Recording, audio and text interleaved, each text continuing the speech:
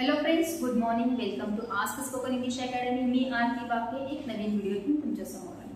मागच्या व्हिडिओमध्ये आपण प्रेझेंट कंटिन्युअस टेन्सचे सेंटेन्सेस कसे होतात ते बघितलं. पण असं होत नाही की प्रत्येक वेळेस अफर्मेटिव्ह सेंटेन्सेस बोलत असेल. Sometimes we have to speak negative sentences तयार करावे लागतात. कधी कधी आपल्याला प्रश्न विचारावे लागतात किंवा कोणी आपल्याला प्रश्न विचारतं आणि मग आपण त्यांना रिप्लाय देत असतो. जर प्रेझेंट कंटिन्युअस टेन्सचा आपल्याला जर निगेटिव्ह सेंटेन्स करायचा झाला किंवा क्वेश्चन तयार करायचं झालं तर ते कसे होतात हे आज आपण आजच्या व्हिडिओमध्ये बघणार आहे.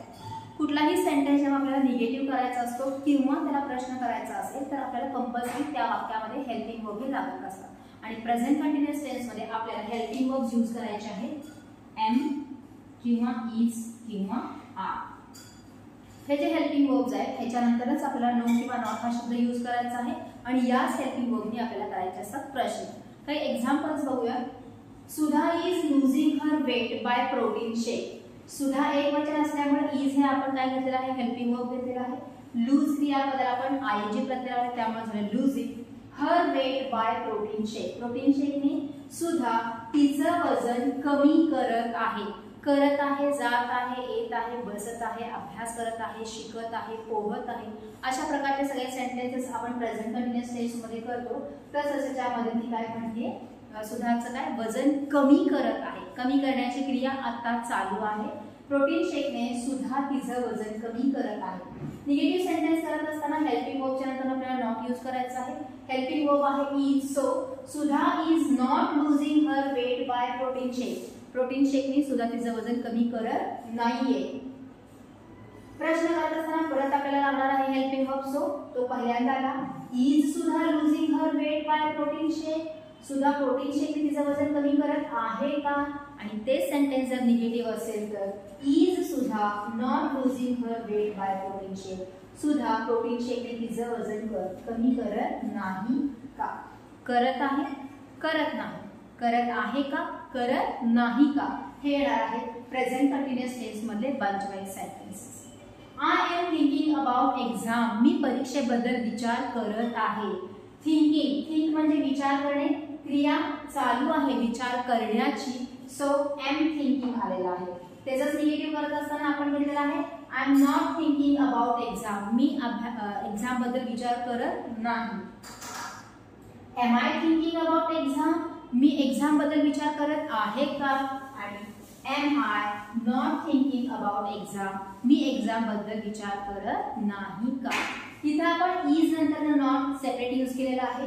आय नंतर नॉट सेपरेट यूज केलेला आहे. जर आपल्याला शॉर्ट फॉर्म यूज करायचे असेल निगेटिव्हचे ते करू शकतो आपण. जसं एम नॉटचा आपण यूज करू शकतो एमन, इज नॉटचं इजंट आणि आर नॉटचं आरंट यूज करू शकतो. For example, it is raining heavily.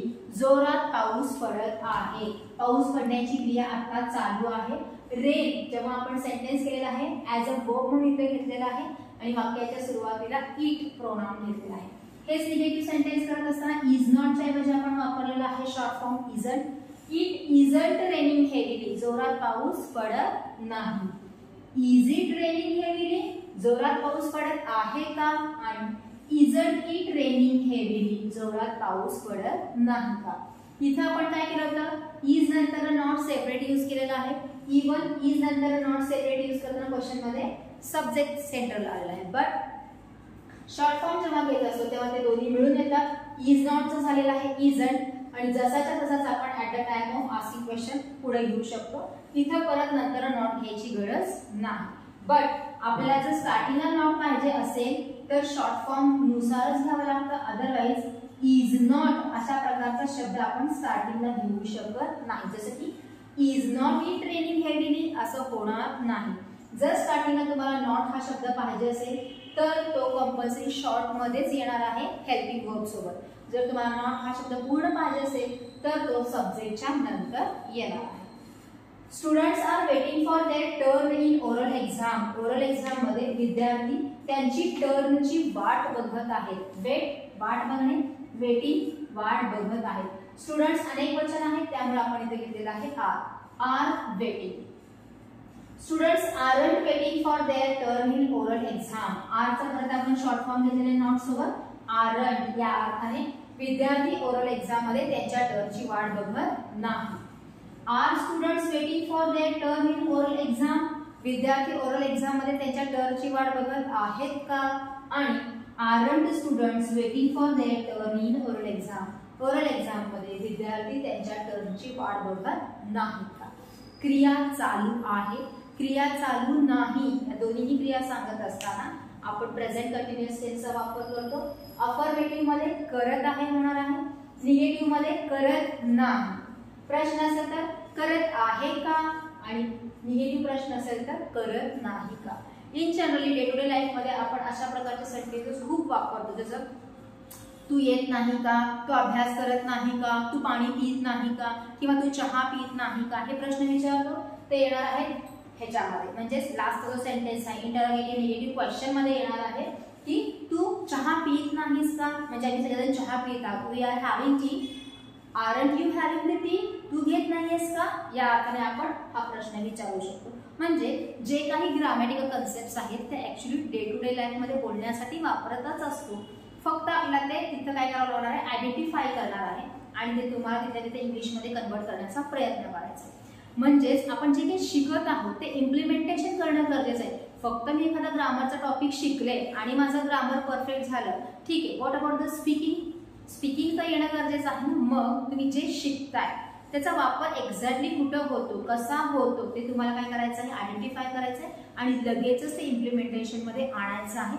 मगच ते इंग्रजी शिकण्याचा, म्हणजे इंग्रजी ग्रामर शिकण्याचा उपयोग इंग्लिश स्पीकिंग मध्ये, म्हणजेच तुम्हाला बोलण्यामध्ये उपयोग होणार आहे.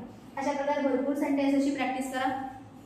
असंच बंच वाईजच करायला पाहिजे असं नाही. तुम्हाला जे काही सेंटेन्सेस निगेटिव्ह मध्ये येत असतील किंवा ते तुम्हाला वापरात येणार आहेत असं वाटत असेल, त्याचे सेपरेट निगेटिव्ह करा. जे तुम्हाला क्वेश्चन्स आहेत असं वाटतात की हा मी हे दररोज बोलतो किंवा मी ऐकतो, त्याचे फक्त क्वेश्चन्स करा. नाही मला सारखं हे निगेटिव्ह क्वेश्चन्स लागतात प्रेझेंट कंटिन्युअसमध्ये, तर त्याची लिस्ट करा. वेगवेगळे सेंटेन्सेस का होईना आपण त्याची लिस्ट करा आणि ते सारखं रीड करायचं. So this is for today. Thank you.